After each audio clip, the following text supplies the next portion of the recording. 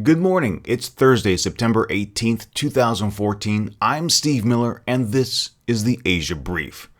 The South Korean military says it has detained a United States citizen who was apparently trying to swim across a river into North Korea.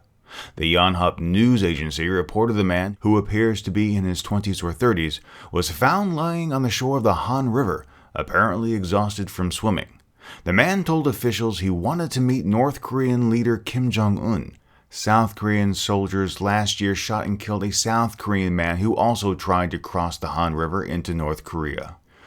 Taiwan's military kicked off large-scale live fire drills in the waters off its eastern coast on Wednesday as part of the annual Han Kwang series of military exercises that began on Monday. About 20 military ships are participating in this exercise, including destroyers, frigates, missile boats, and a submarine.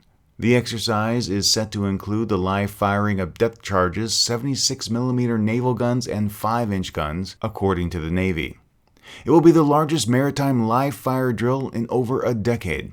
The Han Kwang exercises, Taiwan's most important war games, test the country's joint combat readiness and defense capabilities in the face of continued military threat from China.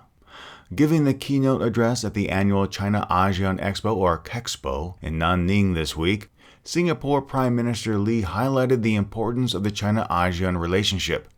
He noted that Asia is an engine of global economic growth. The CAEXPO is a yearly gathering of businesses from China and the Association of Southeast Asian Nations to showcase their wares and for political leaders to promote trade and investment.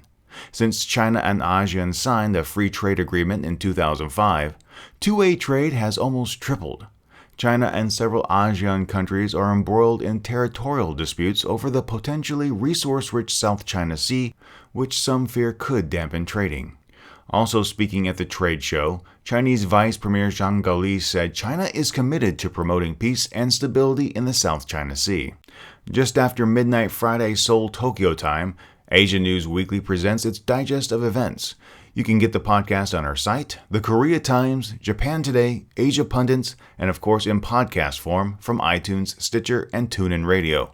Thank you very much for joining me today. Follow the Asia News Weekly Twitter and Facebook feeds for more news throughout the day. The Asia Brief is licensed under a Creative Commons Attribution Non-Commercial No Derivatives 4.0 International License.